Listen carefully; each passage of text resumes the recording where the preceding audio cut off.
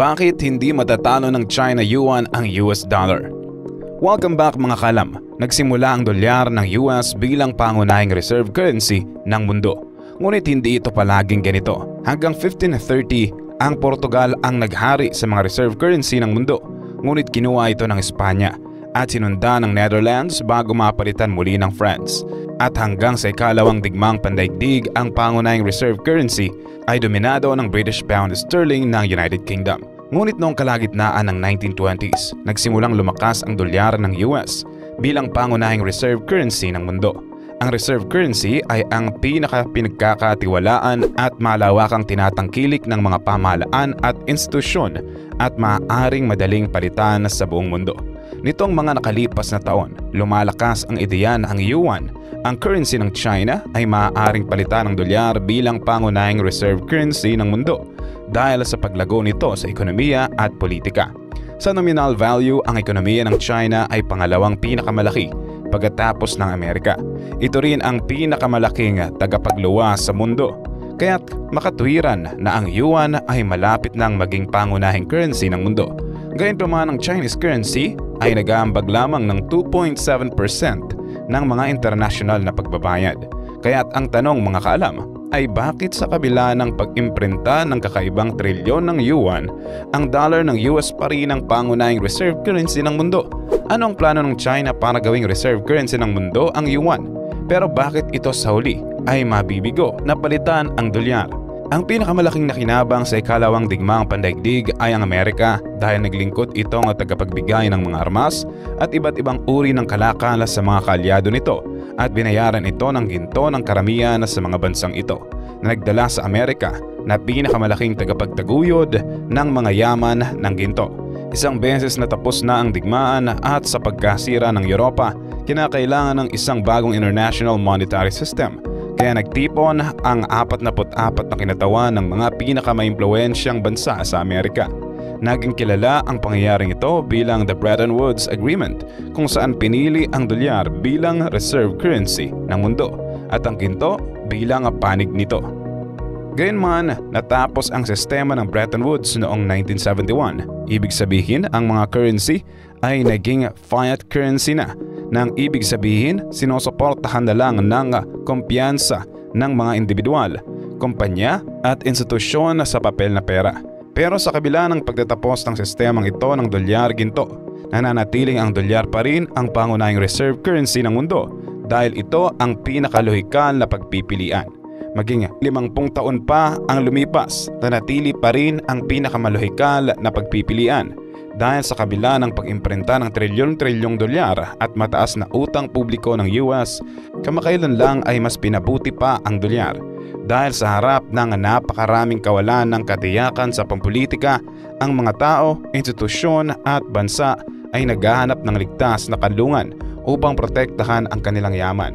At batay sa bilang, nananatiling kaakit-akit ang dolyar. Sa panahon ng kawalan ng katiyakan, tumitibay ang dolyar laban sa ibang mga currency at ang halaga nito ay umabot sa antas na hindi pa nakikitang loob ng 20 taon. Sa ibang salita, mas marami ka nang kailang ipalit na ibang currency para makuha ang $1. Kaya habang may napakalaking kahilingan para sa dolyar, maaaring ang Amerika na ang mag-imprinta ng halos kahit gaano kadaming pera na ang nais nito. At kahit aminin man o hindi masasamang ideya para sa China na magkaroon ng mga pribileyo ang kanilang currency.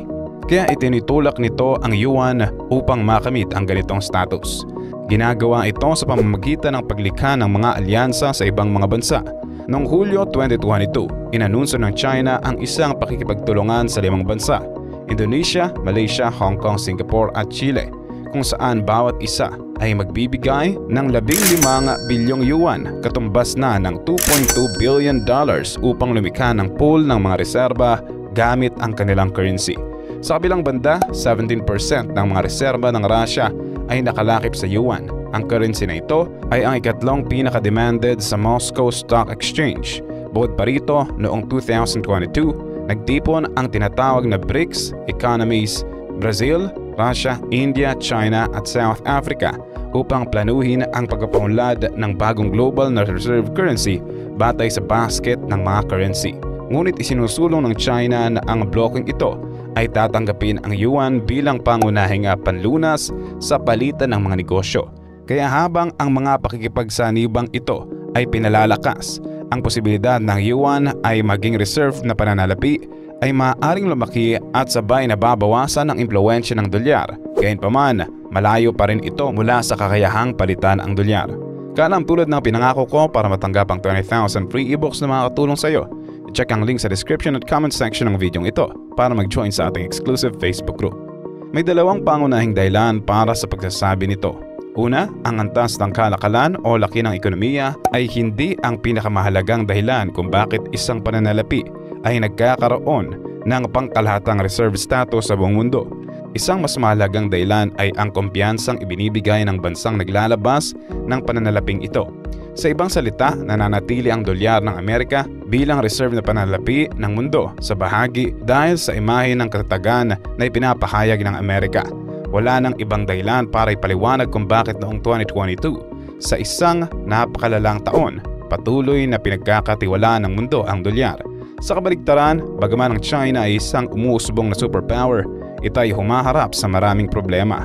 Tunay na kakulangan sa likas na yaman ang pagbaba ng populasyon nito sa unang pagkakataon sa loob ng 60 taon, ang pagpoprotesta sa ilang bahagi ng bansa, mga bula sa real estate, at ang pinakamababang paglago ng ekonomiya sa huling 40 taon. Ang mga sitwasyong ito ay nagpapakita ng kawalan ng katatagan, isang bagay na nagpapanatili sa malaking kapital na lumayo.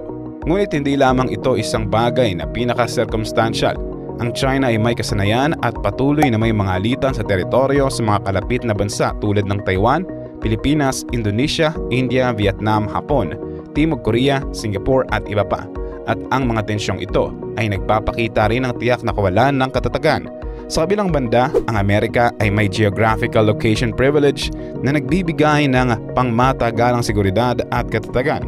Ito ay kalapit ng mga kaibigang bansa, Canada at Mexico, at protektado ng dalawang karagatan. Dagdag pa, ang katotohanan ito ay may pinakamakapangyarihang militar sa buong mundo at nagpapahiwatig na walang bansa ang maglalakas loob na sakupin ito.